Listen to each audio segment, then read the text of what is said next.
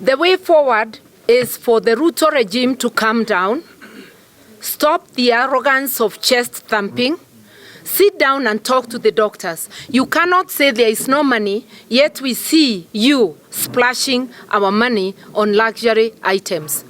The tea alone taken at State House is enough to meet the doctors' demands. So let's get serious. We call out the Ruto regime for the callousness in handling or mishandling the doctors' strike, thereby causing untold suffering and loss of lives of citizens.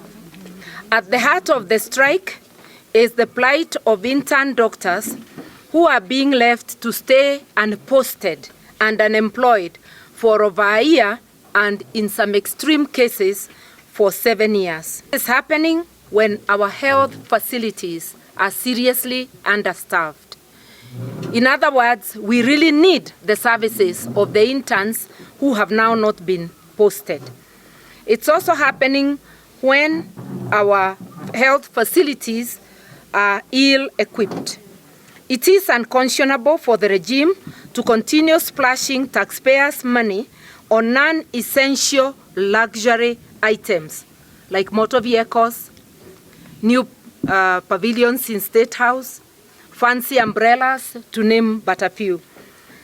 Of citizens do not matter to this regime, and that their priority is their own comfort and that of a select few.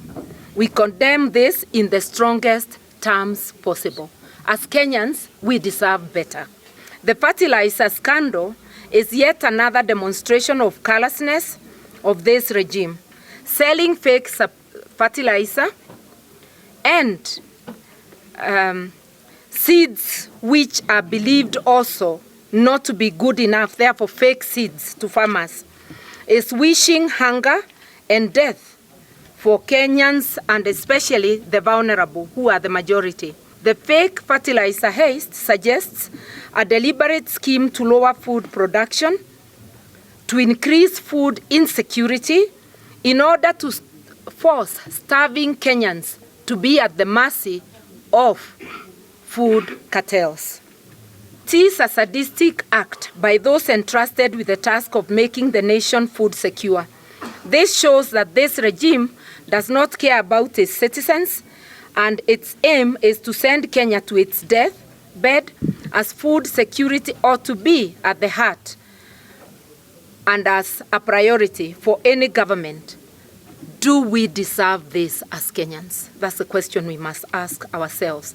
That thousands of families in the Dabibi farm within Naivasha can be dispossessed and face imminent eviction without a word from the regime is surprising, as it is sad. We are staring at the making of a humanitarian crisis of great proportions. Alas, for the Dabibi, it is Ruto himself who is said to be the buyer in quotes, of the 5,000 acres from a Mr. Kipkulei. The curious questions that beg for answers are: when did Ruto acquire this land? How much did he pay? What was his source of money?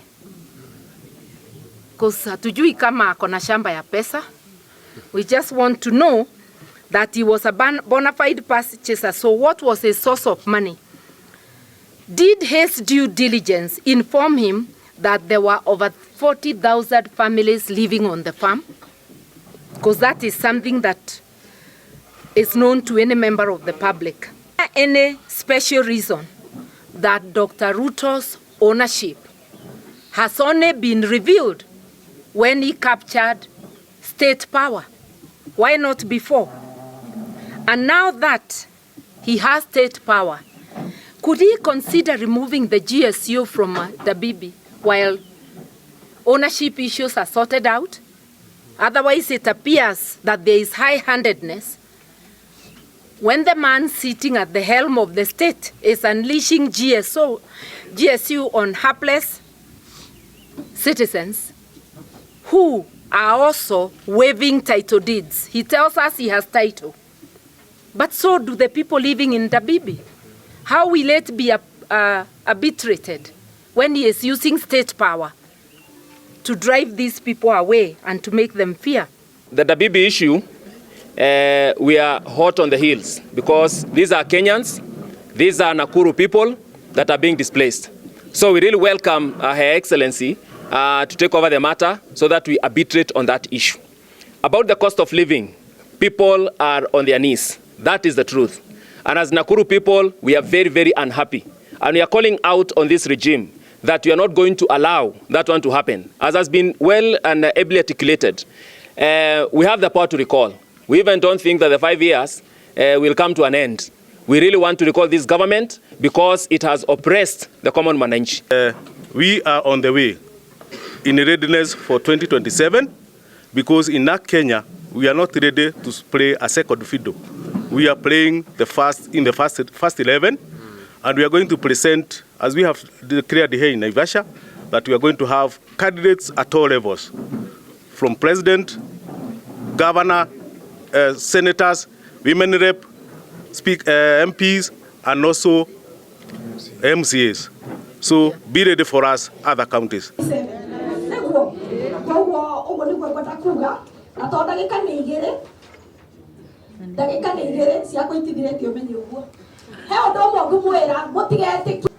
Support. Nyinyi watu wa Kenya mbarikiwe. Mheshimiwa wetu ubarikiwe. Mheshimiwa wetu ubarikiwe. Na Naikuru. Kiranya mwisho haraka ndo ndiguikara thi mutoete. Mheshimiwa turenda andu the mamenye. Andu moigaga backbone ya Naikuru niku. Na arumene twetikaneirie na gwe siasa imo. Ni uramenya uria tuko sisi huyu mama tutamshikilia.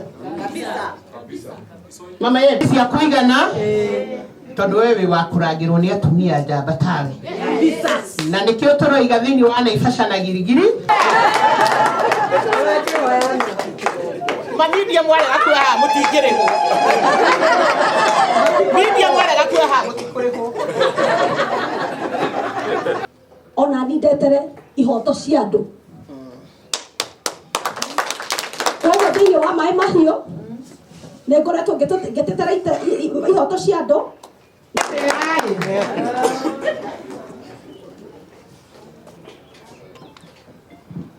Mũtikihũre makobi. Rĩu inyuĩ mwambĩrĩrie gũkũnja mĩrigo tondũ mama nĩ aria na a new team.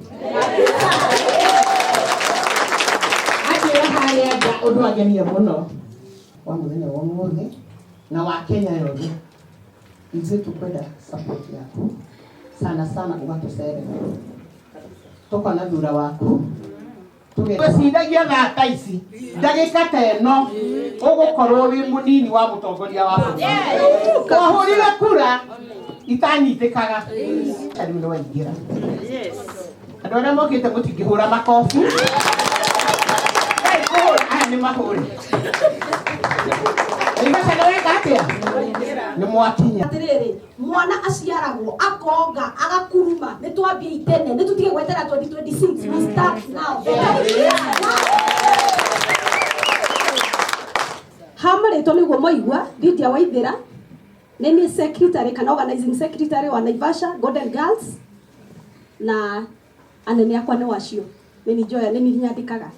Wa kerĩ ndĩ mũteti na kusupport. Nyinyi watu wa Kenya mbarikiwe. Mheshimiwa wetu ubarikiwe.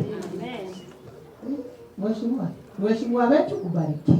Kwa mũthenya wa ũmũthĩ na wa Kenya yothe. Ithuĩ tũkwenda support yaku sana sana ũgatũcerera. Tũkona thura waku